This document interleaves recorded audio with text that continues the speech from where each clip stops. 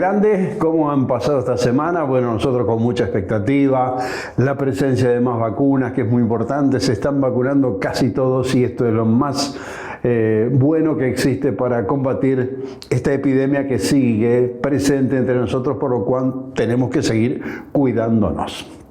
Y a propósito de esto, en estos días se supo de una nueva situación de contaminación por COVID en un geriátrico. Esta vez fue uno de Posadas que funcionaba de manera irregular, era clandestino. Justo los días antes se hizo una visita por parte del Observatorio de Derechos Humanos de la Defensoría del Pueblo y se constató su funcionamiento. Entonces se comunicó a los propietarios que debían ponerse en regla.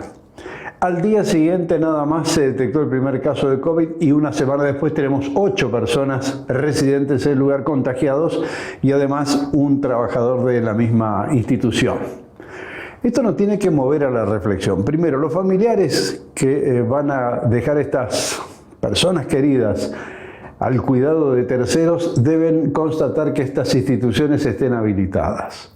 Y a su vez los propietarios de este tipo de actividad comercial deben cumplir con los requisitos ante el Ministerio de Salud Pública, Ministerio de Desarrollo Social y los municipios, que son los que habilitan el funcionamiento de estas instituciones. Además, hay protocolos a cumplir. En este caso, en La Familia, el nombre de la institución, ahí en la ciudad de Posadas, en la calle Francisco de Haro, no cumplía precisamente con los protocolos indicados que permiten que se minimice la posibilidad de contagio. Contagios pueden darse, pero se minimiza la posibilidad y esto es más seguro. Bueno, aquí no se cumplió y la consecuencia ha sido esta.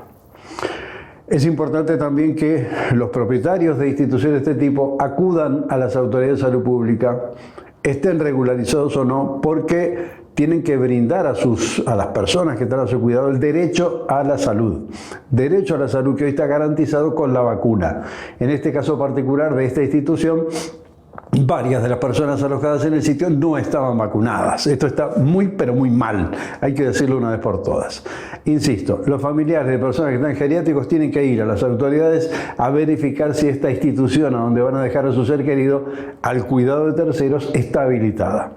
Y a su vez los propietarios de instituciones que no están registrados, que no están habilitados, que saben que no cumplieron con los requisitos, deben acudir a salud pública para pedir la vacunación de las personas a su cargo. Es necesario que nos pongamos de acuerdo en esto y avancemos en la legitimación de una actividad, porque ya miren, desde 2010 que está la ley vigente y muy pocos la cumplen. Entonces es el momento adecuado para hacerlo. No se va a clausurar ningún geriátrico de ninguna manera, pero sí se va a exigir que se cumplan con las normas precisas para que se brinde la atención adecuada a las personas que están allí. Bueno, cambio de tema abruptamente y voy a otras cuestiones que tienen que ver con la vida misma. Algunas cosas más alegres, otras más divertidas, pero también con conmemoraciones. Saben ustedes que el 22 de abril se celebra el Día de la Tierra. Se habla mucho sobre esto, cuidado del ambiente, cómo estamos nosotros dañando el ambiente, dañando la vida de los demás, pero se habla bastante poco de las cosas que se hacen. Entonces, para no entrar en un tema tan denso, les propongo ver 2 videos muy cortitos, pero tienen que ver con esta realidad que vivimos en el planeta. El primero también nos vincula con la vida, con la evolución, con la vejez, la niñez, este ciclo permanente. Y el segundo, la actualidad tan dura que nos toca vivir.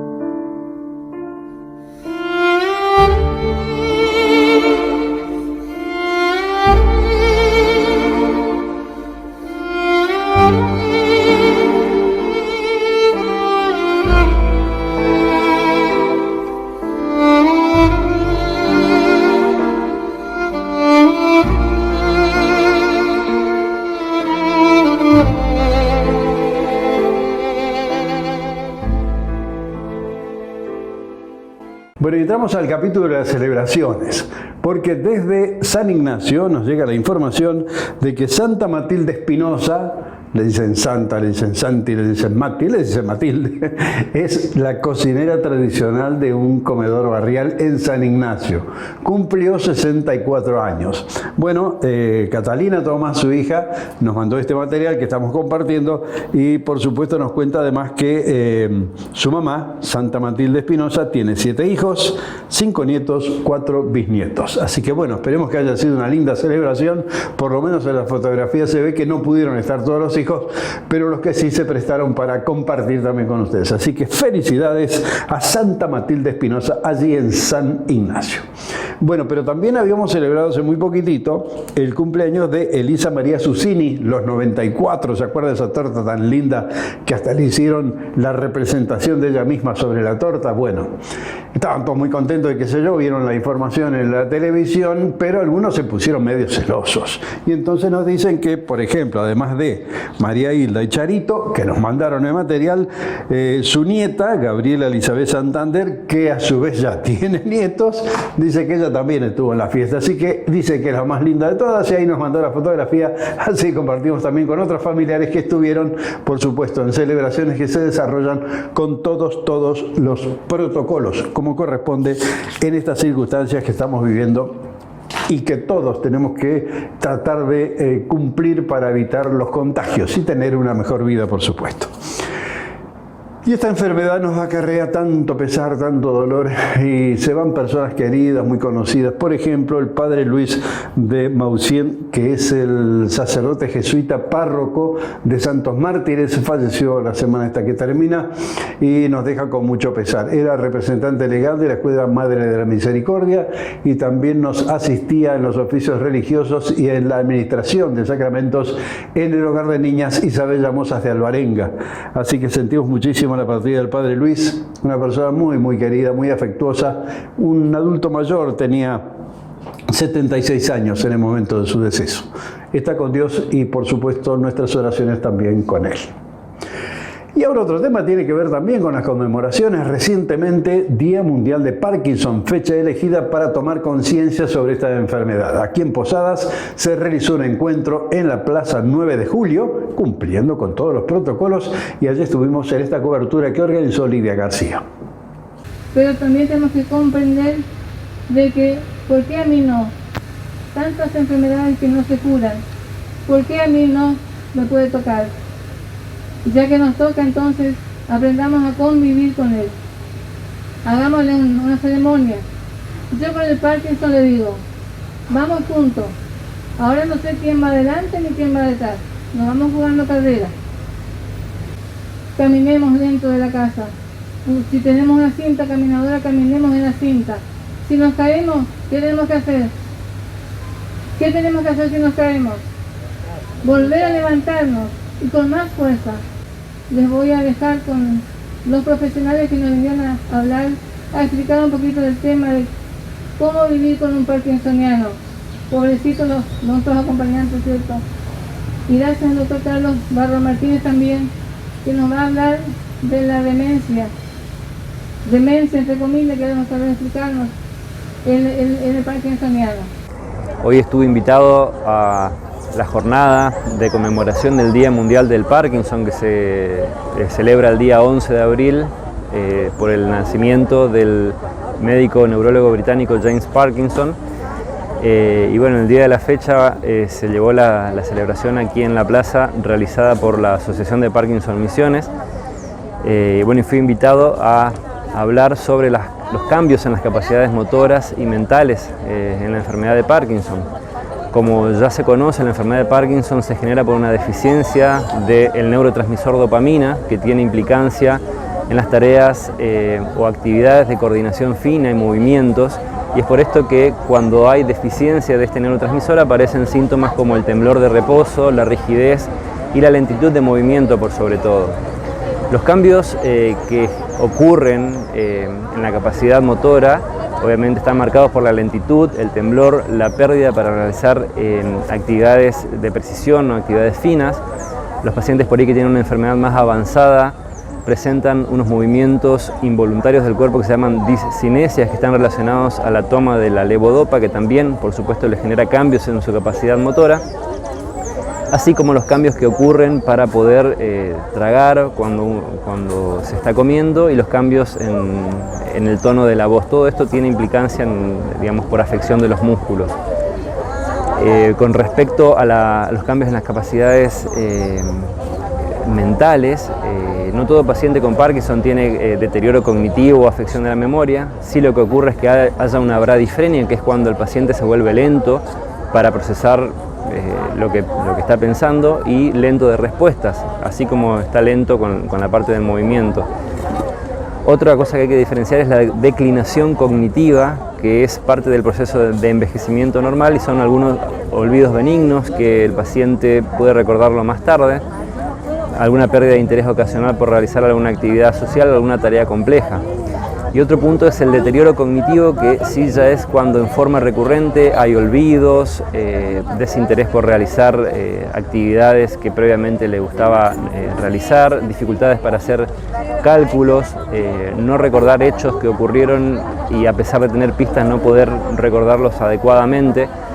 Aquí ya uno sospecha que puede haber un deterioro cognitivo y requiere de la evaluación del neurólogo, el cual también puede pedir o realizar algunos test de memoria y en base a eso hacer el diagnóstico de deterioro cognitivo. En fin, todos estos cambios en las capacidades motoras y en las capacidades mentales se pueden mejorar, se pueden retrasar, se pueden reentrenar o reeducar mediante actividad física, mediante la kinesiología, fonoaudiología, terapia ocupacional, mediante talleres de memoria, mediante talleres de escritura, realizar actividades como el yoga, el tai chi, por ejemplo, también.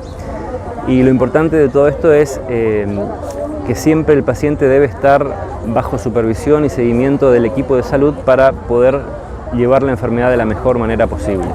La enfermedad de Parkinson es una enfermedad que afecta a las células que secretan una sustancia que se llama dopamina. Esta dopamina, al no estar circulando en el organismo, comienza a causar alteraciones del movimiento, del equilibrio, de la marcha, y esto nos empieza a limitar. ¿Qué es lo que sucede cuando nosotros recibimos un diagnóstico de este tipo? Nos sentimos limitados, coartados con la libertad y nos causa pasamos varias etapas del duelo, como ser la negación, la ira, la aceptación, la negociación, y muchas veces más que la aceptación de la enfermedad, hablamos de convivencia con la enfermedad. Y esta también es una patología que va a afectar al núcleo familiar, porque hay que acompañar con esas limitaciones que la persona que padece la enfermedad empieza a sufrir.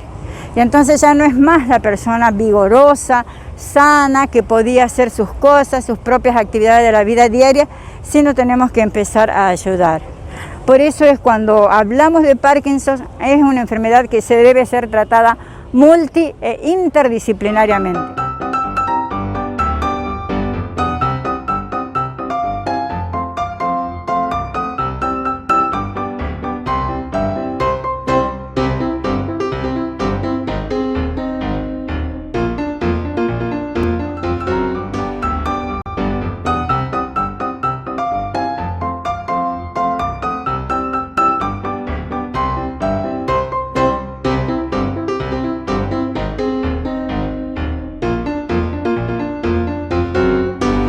Para el segundo bloque del programa dejé esperanza, mucha esperanza contenida en los videos que vamos a ver.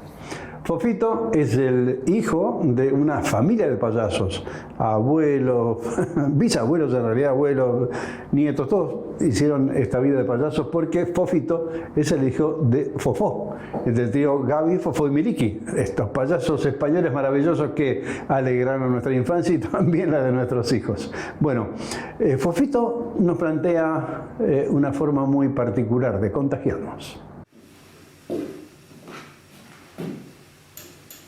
¿Grabando? ¿Tú estás grabando? Dale, el chupete, Fofito, escena 1, toma 1. ¿Cómo están ustedes? Me imagino que como todos, esperando la vacuna. Pero ¿sabéis cuál es la mejor medicina que podemos tener hoy?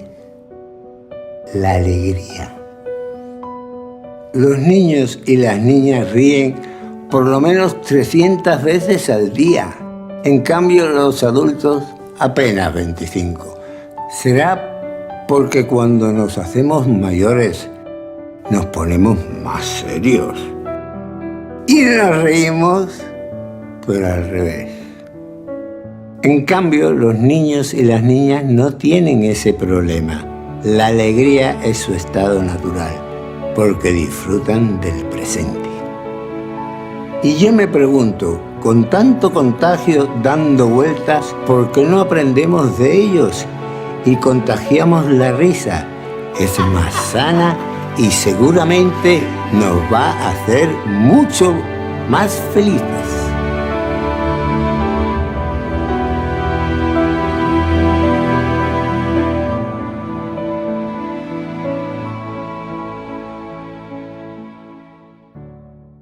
Y los minutos finales, un poco extensos, son para un cuento que tiene mucha esperanza. Vean ustedes. Mi nombre es Rafael Álvarez. La gente del teatro me llama El Brujo. Me gustaría compartir con todos vosotros este hermoso cuento que ha escrito Albert Espinosa para Aprendemos Juntos. Hay historias que comienzan muy, muy lejos y acaban muy cerca. Esta es una de ellas. Comienza en el año 2115, a muchos kilómetros de la Tierra. Y dice así: era como un sueño. Ahí estaba Miguel con su nieta Nuria, dando por primera vez la vuelta a la Tierra, sentados en aquella nave, mirando esa enorme bola azul desde fuera. Ahí estaban. Él, el abuelo, había soñado tantas veces con ese momento. Ella, Nuria, llevaba tiempo triste y nadie sabía muy bien por qué. Su abuelo pensó que ver el mundo desde el exterior la ayudaría, pero no fue así. Nuria miraba la tierra, donde latían millones de corazones, pero no podía escuchar el sonido de su propio corazón. En la cabeza de Miguel resonaron las palabras que tantas veces escuchó de su propia abuela. Los niños, le decía la abuela, miran mucho hacia afuera y poco hacia adentro. Los adultos miran mucho hacia adentro y poco hacia afuera. Si solo te fijas en los problemas, te perderás la belleza del mundo que te rodea. Ella, su abuela, la abuela del abuelo, le había recordado siempre que esa era la base de la felicidad. Bien. Solo los niños que sufren miran hacia adentro. Y Miguel sabía que su nieta tenía una gran preocupación y aprovechó el silencio del espacio para preguntarle qué es lo que le pasaba. Y ella respondió: nada. Miguel intuía qué podía ser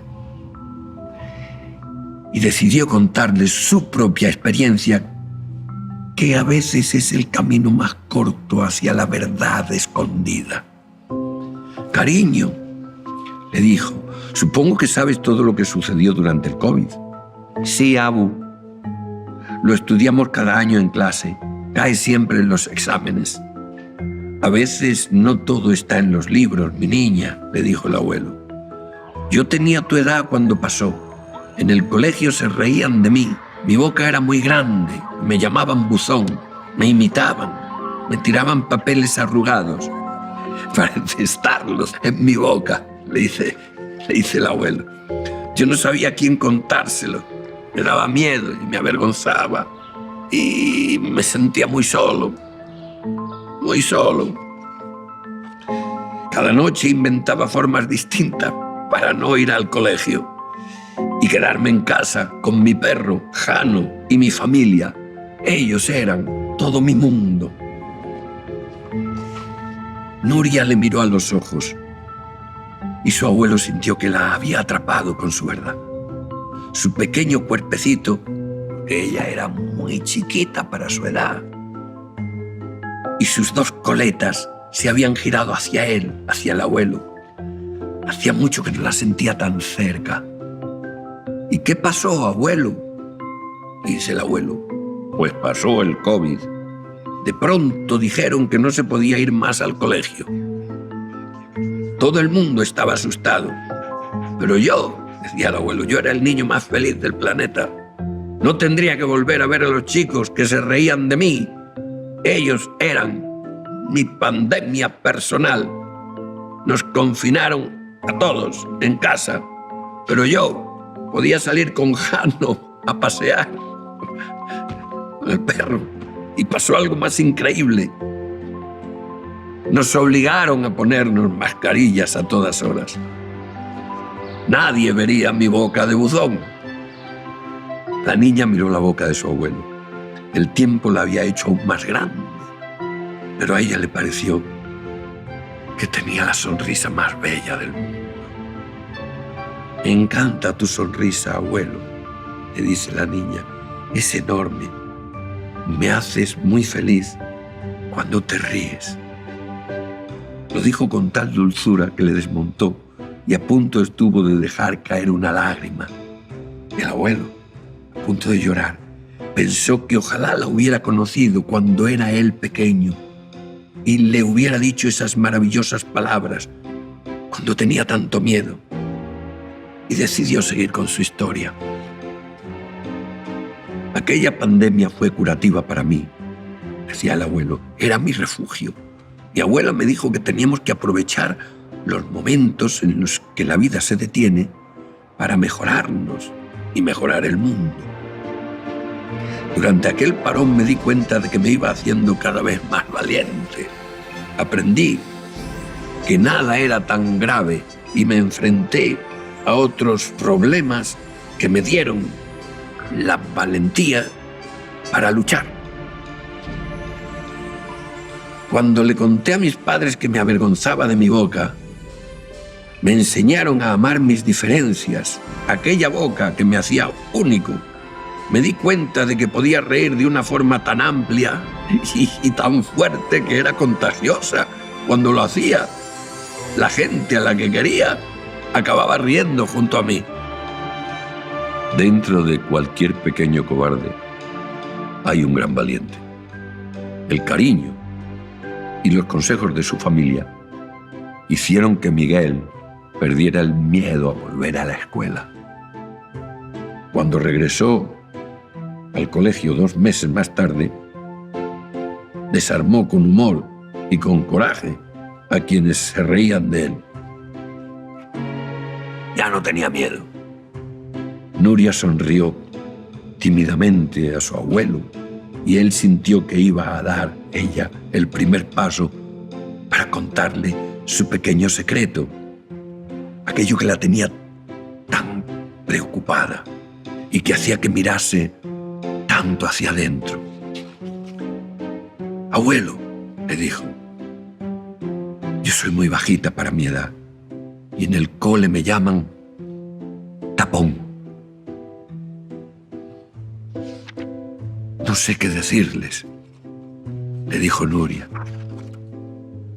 2 lágrimas cayeron por los ojos de la niña y Miguel, el abuelo, acarició a su nieta y decidió continuar con su historia.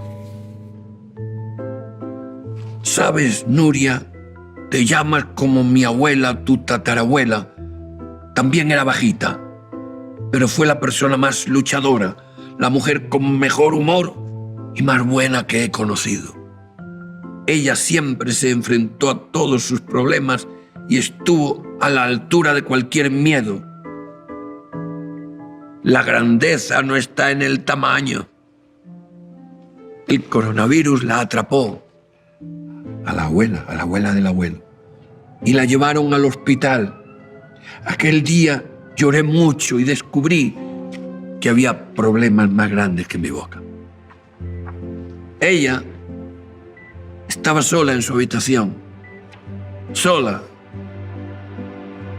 junté todas las mascarillas del cajón y construí con ellas la cometa más grande que pude.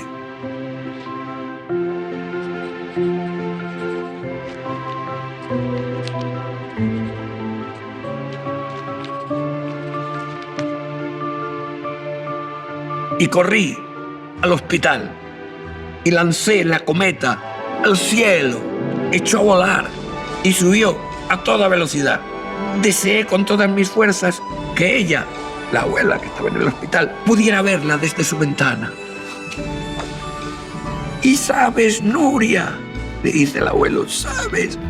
La vio y se curó.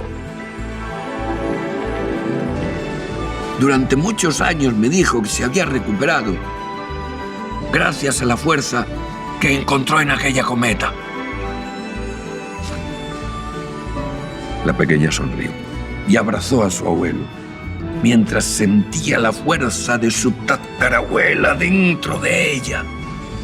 Miguel pudo sentir también cómo los miedos de su nieta se diluían. Nuria le dio un beso en la mejilla a su abuelo y le preguntó lo que cualquier niño preguntaría. ¿Dónde está esa cometa, Abu? Se fue volando tan alto, que se perdió por el cielo. Ella empezó a mirar por la ventanilla de la nave buscando la cometa. Y os lo creáis o no, a la altura del continente africano, la vieron pasar, aquella hermosa cometa hecha de mascarillas, con la figura de la superabuela pintada y con una sonrisa de buzón. Y una pequeña frase que decía, todo saldrá bien. La vida es bella si amas tus diferencias. Si la contemplas de cerca, la vida a veces no tiene sentido. Hay que alejarse un poco y contemplarla desde lejos, con una gran sonrisa.